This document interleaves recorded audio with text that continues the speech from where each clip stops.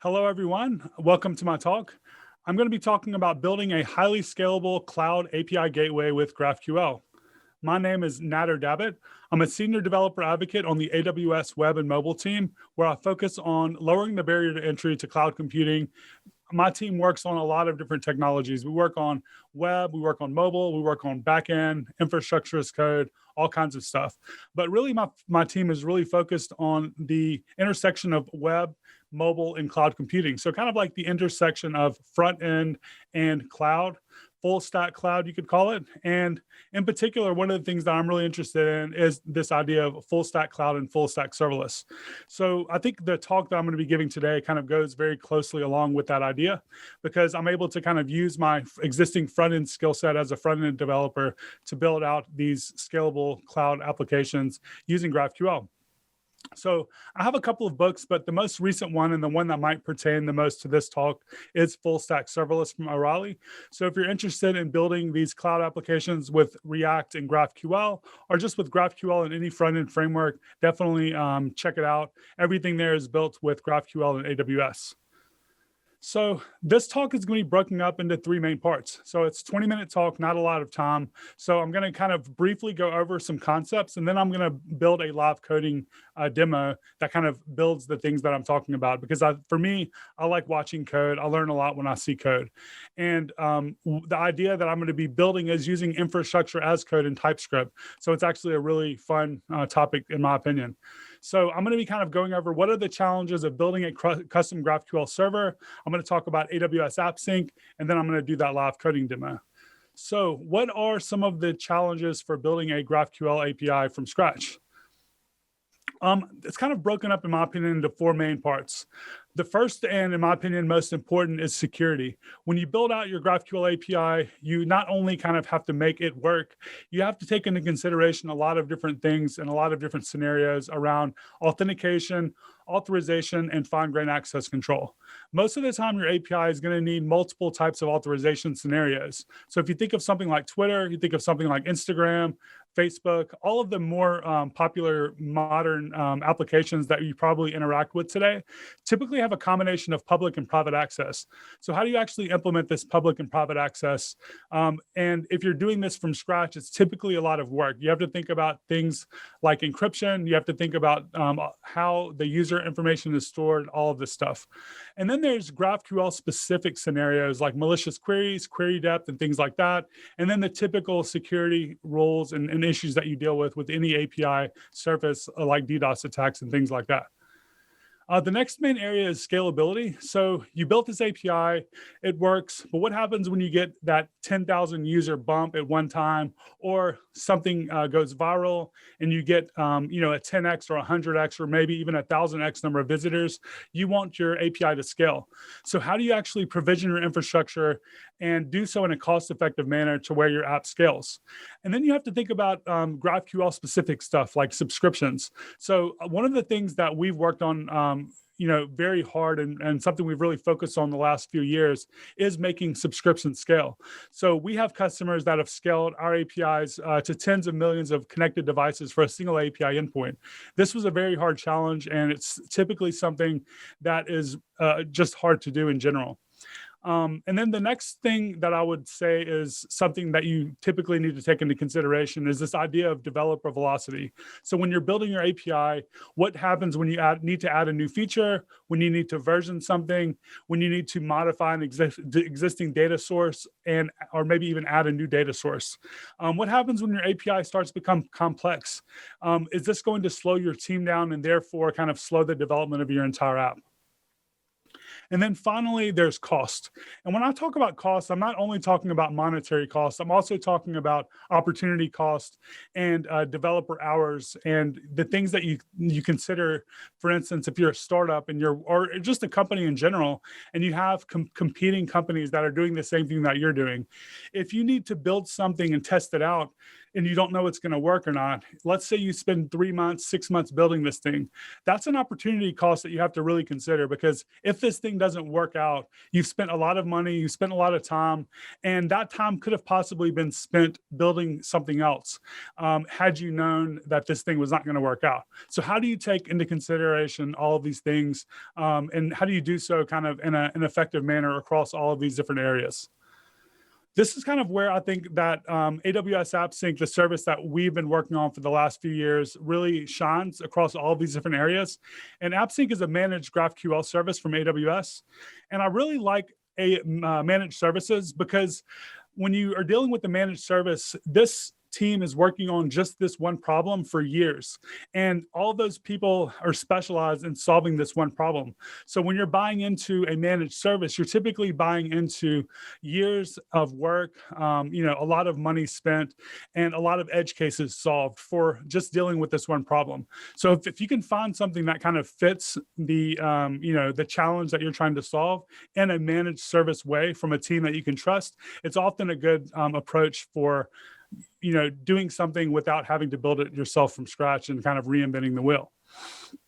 Anyway, so AppSync allows you to kind of build out these APIs. Anything that you need, mapped through GraphQL, you can do with AppSync. So you start off with the new AppSync API. You define your schema. Here in your schema, you define your types, of course, your queries, your mutations, and your subscriptions.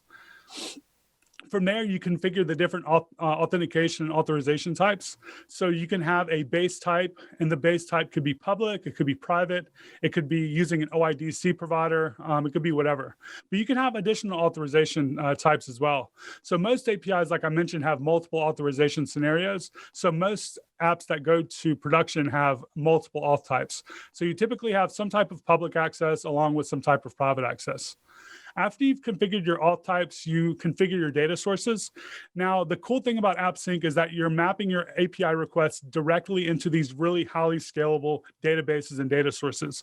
So you can map your GraphQL API requests into something like DynamoDB directly, first-class access to DynamoDB, serverless Aurora for SQL, Amazon Elasticsearch. You can even map your GraphQL API requests to something like MongoDB that's outside of AWS. Because the GraphQL resolvers are just functions, you have complete flexibility over all the business logic that you would need. So you have not only this managed service that kind of handles the scale, but you have all the flexibility that you would typically get from building it from scratch. From there, you would write your resolver logic.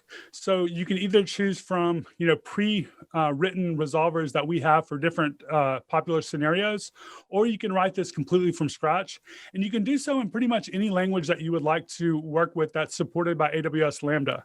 So you can write this in Python, TypeScript, you can write this in .NET, you can write this in Go, whatever you like. JavaScript, as well, of course. And then from there, you deploy your API and you iterate. And there's a couple of different ways to deploy your API. And I'll go over the two main ones that I work with. And the one that I'm going to kind of show off is CDK. So AWS Amplify and AWS CDK are kind of the two that I've worked with a lot. But you can really deploy AppSync with anything that supports CloudFormation, which is an infrastructure as code for AWS. So if you like to use a serverless framework, SAM, anything like that also works. If you're working with AWS Amplify, you get a few things that you don't get from other CloudFormation providers. You get GraphQL code generation. So we'll introspect your GraphQL schema and generate all the different GraphQL operations for the platform you're on. So if you're on iOS, we'll generate those in Swift. If you're on Android, if you're on web, if you're on Flutter, depending on the platform you're on, we'll generate the code for you for that platform. It also has the GraphQL transform library built in, and this is a library of directives that allow you to decorate your schema and add additional authorization logic. So from here, you can define, connections, so one-to-many and many-one-to-one relationships. You can define authorization rules. You can map your operations directly through a Lambda function using the function directive, all kinds of stuff. There's a few other things that come out of the box with Amplify, like offline access using Amplify Data Store. But essentially, you just get additional helpers that kind of come with the framework if you're using Amplify. But the choice that I'm going to be using today is AWS CDK. And AWS CDK is nice because it allows you to kind of write your infrastructure as code using a familiar programming language. And for me, that's TypeScript. So this is the example that I'm going to be working with today. And you can actually configure CDK to work with Amplify client libraries. So there's a way to deploy your API using an output that will create a configurable file that you can then use with your Amplify client side project. And that's what we're going to, take a look at as well in just a moment. So the demo that I'd like to do now is I want to build out a cloud API gateway from scratch using CDK and AppSync. So to do that, I'm going to go ahead and jump into my text editor and we're going to start writing some code. So from here, I'm going to go ahead and make a new directory called API Gateway. And I'm going to change into that directory. From here, I'm going to initialize a new CDK project. So I'm going to say CDK init. I'm going to set the language to TypeScript. And from here, I'm going to go ahead and open up this project in my text editor.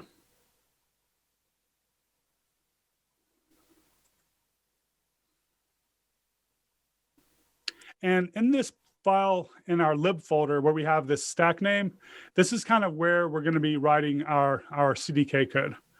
And when you're working with CDK, you're working with different, AWS services. So you can install the constructs and classes for those different services directly in your project.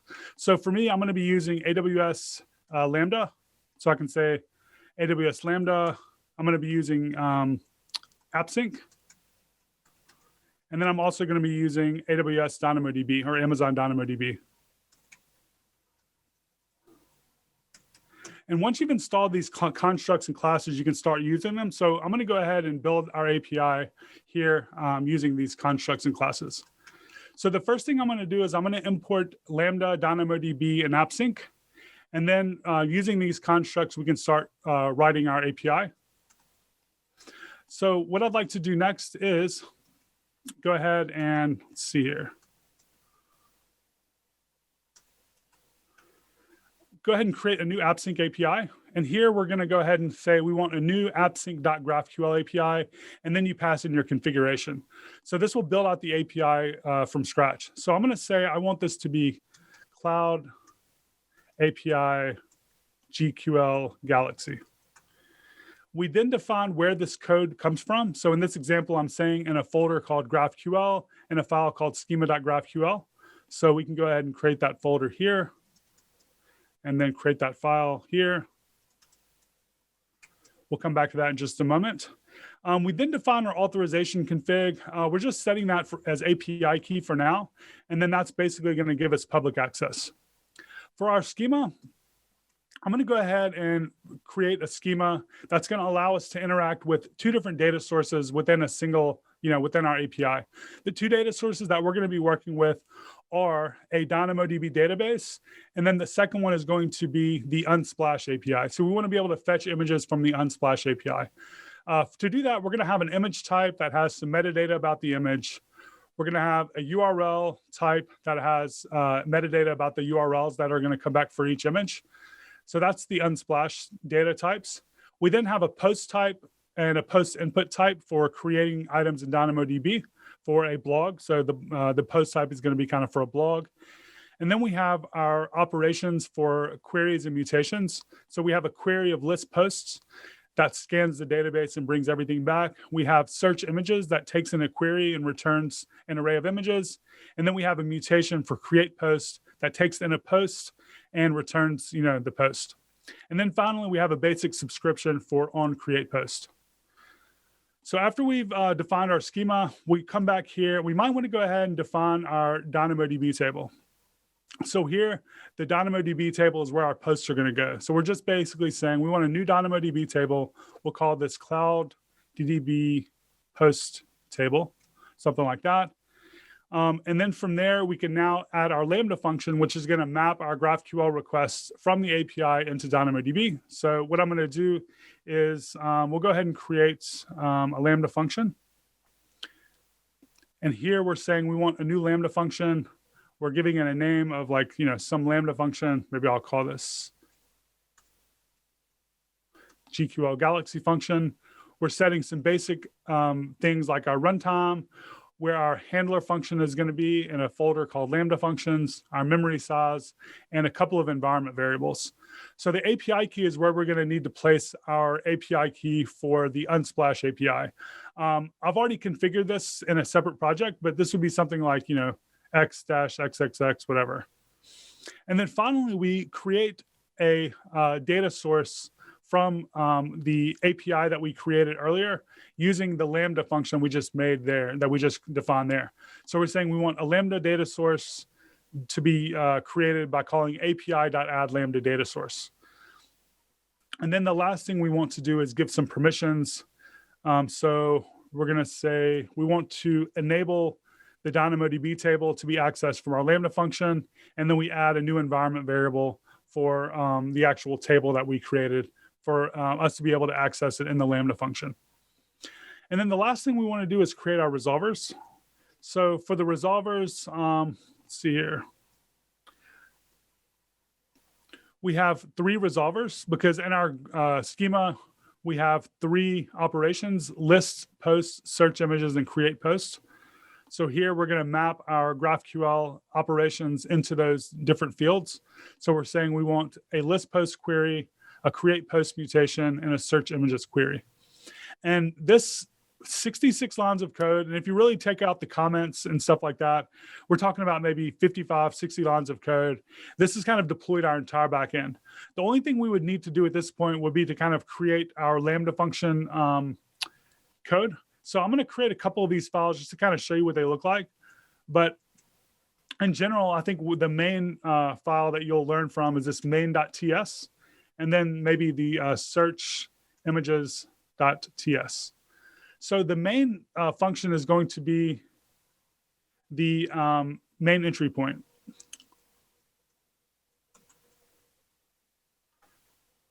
So this is going to be where we kind of receive the event that is coming in from the GraphQL request here in the event. And we're going to basically have a few different functions that we can operate against. So create post, list post, search images, and then the post type itself. And in the event, we have the field name, and the field name is basically going to be something like create post, list post, search images, whatever. And then we can get the arguments out of the event by calling event.arguments. So anything that was passed into the operation is available here. So we can call create posts, we can call search images, and we have that argument information here available as the event.arguments. And then the last thing we'll look at is kind of this, this function for creating search. So basically, we're going to have our main query here, where we have our, let's see here. We have our query coming in as an argument. We define the main query endpoint, which is this Unsplash API, setting the query as the query that comes in as an argument, and the API key that comes off of the environment variable. And here we're just calling Axios. So we call axios.get, passing in the main query, and we return the response data results array. And then that's it. We could then deploy this if we want to by running npm run build and CDK deploy. And this would deploy our API. And what we would end up getting would be basically this AppSync endpoint. And we have in the dashboard a way to kind of interact with this endpoint. So we can go to our query editor, and we can do like a list post query for listing our posts. And right now we're going to get an empty array. So let's go ahead and create a new post. And we should be able to list post now. And this is going to our DynamoDB table. And then we also have our search images function, which is interacting with with Unsplash. So we could say we want to search for cats, and we would get like the images back, and we should be able to test these out. And there should be, cats. That looks like a dog, but there's a cat too. Let's try one more, and then we'll be done. So I'm going to go to full. See if there's cats here. There we go. All right, so that's it. That was a lot to take in, so I hope you learned a lot.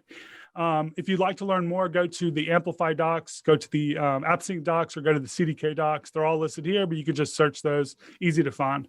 So thank you for watching. I hope you learned a lot, and I hope you enjoy the rest of this event.